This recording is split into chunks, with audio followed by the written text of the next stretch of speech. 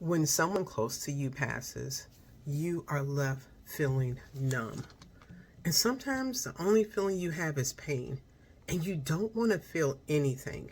And I can relate to that because when my late husband passed away, the pain was immense. Hi, my name is Tina Fornwall, and I am sharing with you journal prompts after my late husband passed. We're going over 52 weeks of journal prompts, and we are using the book Understanding Your Grief, 10 Essential Touchstones for Finding Hope and Healing Your Heart. I am going to share the prompt for today's journal entry, and we are now in week 6. And I would love to hear your response to this prompt in the comments or a private message to me. I can reconcile my grief. I can heal my grief. That is the journal prompt. My response to that was this.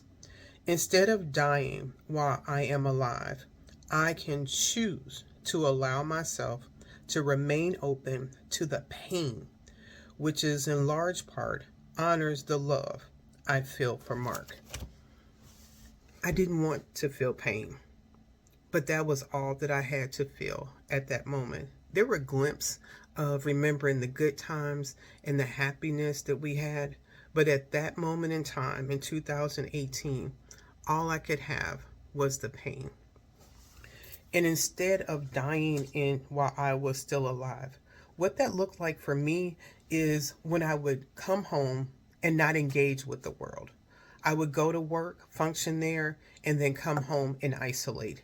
When I was detaching from everything that had value or meaning to me, I had to choose to be an active participant in my own life. I had to get out of the bed on the weekends. I had to find things for me to do. I had to choose to allow myself to feel the pain. And I say choose because there was a bit of time where I leveraged whiskey sours like nobody's business.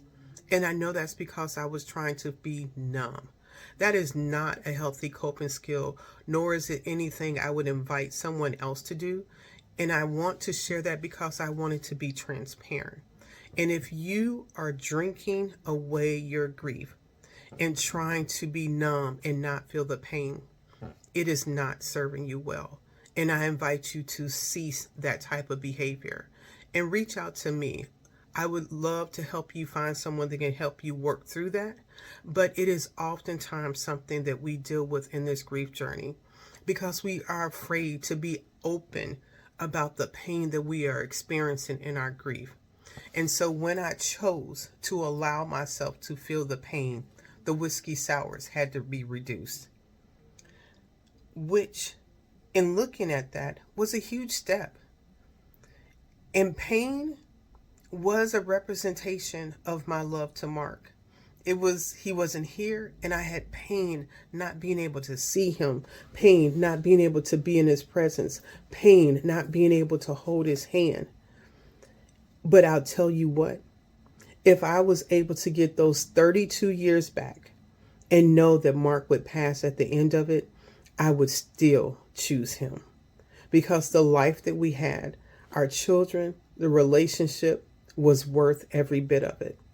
So I encourage you to not try to avoid the pain, to not try to avoid life and be numb, but to embrace it and know I am on this journey with you.